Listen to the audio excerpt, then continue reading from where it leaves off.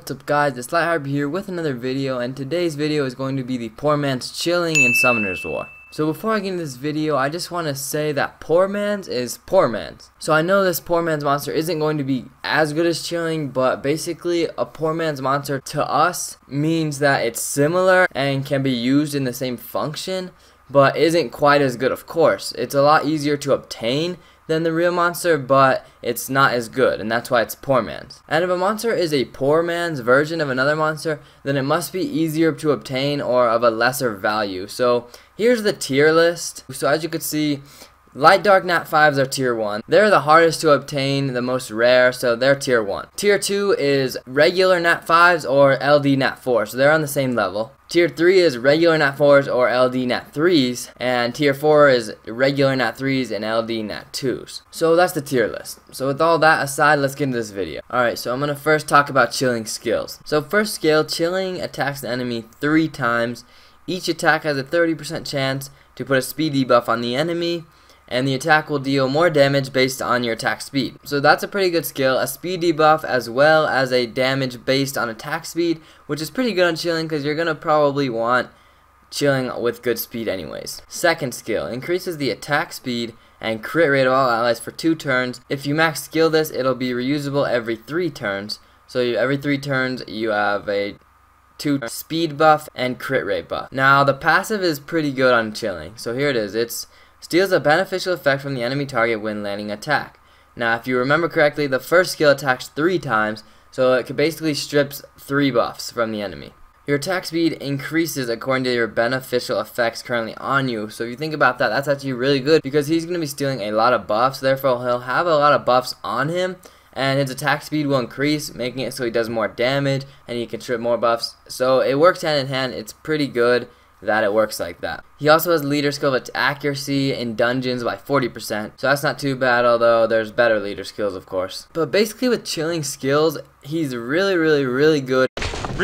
Really? In dungeons, especially dragons, because he can strip the immunity off the dragon's B10 boss. He also is useful in Necro, considering he is a triple hitter. People do use him in Necro too. Another place Chilling is pretty useful in is PvP, especially in RTA, but he can also be useful in some Guild Wars and Arena because if you need to strip buffs, he's great at stripping buffs. So in RTA he's great because if you know they're bringing a buffer of the sort and you need to strip it, then you can bring Chilling and he'll do good. Same thing goes with Guild War and Arena. So he's a pretty good monster in total. So with Chilling, you're going to want to build him with of course a lot of speed and then of course a lot of accuracy to strip the buffs.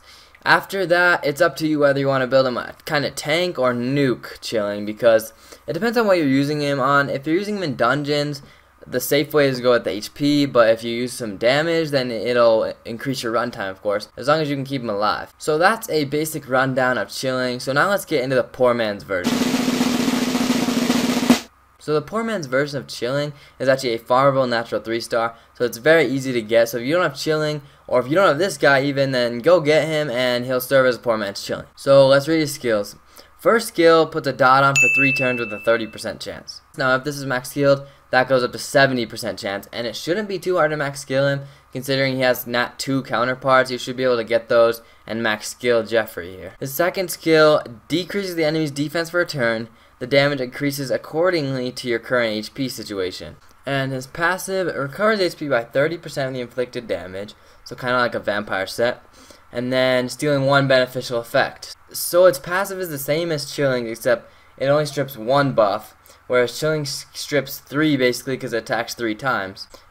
And this one recovers HP by 30% of the inflicted damage, whereas Chilling's made it so Chilling's speed increased based on the number of buffs Chilling's had. Jeffrey also has a leader skill, attack power of 15%, so if you don't have a better buff, then it's useful. Otherwise, there's better stuff. So that's basically the basic rundown of both of the monsters. So now let me explain how they're similar and how they're different. So the first skill, this one does a dot with a 30% chance, but remember that goes to 70% chance once you max skill him. So he does a 3-turn dot, Chilling does a speed debuff, and Chilling does damage based on his speed. So again, Chilling's better, but this is a good replacement. Second skill, Chilling had a speed buff and a crit rate buff reusable every 3 turns, and the buffs lasted 2 turns. Jeffrey has a defense break and the damage increases according to his current HP situation.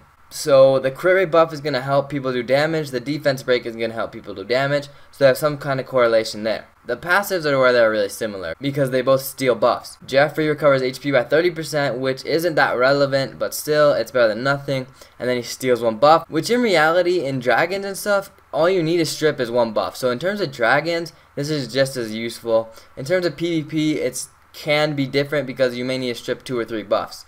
But in dragons, this is just as good. Chilling also gets more speed the more buffs he has, which does help because he puts 2 buffs and he can strip the immunity on dragons, so he is going to get faster and faster with the more buffs he has. But still, again, this is poor man, so it isn't going to be quite as good. So Jeffrey is more restricted in the sense that Jeffrey is mainly only good in dungeons, especially dragons, because you need to strip the buff. But then in the elemental halls, so like Hall of Light and Hall of Dark and all those, depending on what stage you're doing, B9, B10, whatever, there's a lot of times immunity or even invincibility. So Jeffrey is very good for that, as well as the dot is always helpful in dungeons because it'll bring the boss's health down faster. So Jeffrey really is a good dungeons monster because he can strip the buff and he puts a dot on and he defense breaks. So those are all good for taking down bosses. With Jeffrey, you're going to want to rune him with a lot of speed. Of course, we can get the buffs up. Max accuracy, so if you're using him in Dragons B10, you need 55 accuracy on him to strip the immunity, put the dot on, put the defense break on. So you're going to want accuracy, you're going to want speed, and then again, with Jeffrey, I'd probably go with the HP build, but if you're feeling confident that your runes are good, then go ahead and build him attack build. I would probably recommend HP build though, or a defense build, or just a tank build in general, because he needs to be able to survive in the dungeon, so you're going to want him to be alive to strip the buff. One thing Jeffrey has that's actually a little better than Chilling's is that he has 2 attacks. So both of them will strip a buff, whereas Chilling, when Chilling uses the buff, the speed buff, and the crit rate buff, he doesn't strip any buffs. So if you need to strip the immunity, and he uses that skill, then you're not going to be able to strip the immunity if he's your only stripper. Whereas Jeffrey, no matter what he does, is going to strip a buff unless it gets resisted. So that's one thing that can be bad about Chilling is when you use that second skill, it's not able to strip the buff. So that's one reason that Jeffrey is good, is that these are both going to strip. So overall, I think Jeffrey is a very underrated monster. I think people sleep on him. I think he's pretty good, especially in dungeons. He's a great stripper in dragons and the elemental dungeons even too, to strip that immunity, invincibility, that kind of stuff. And you can use him in PvP if they only have 1 buff. I mean, he also does a dot and a defense break, both useful debuffs.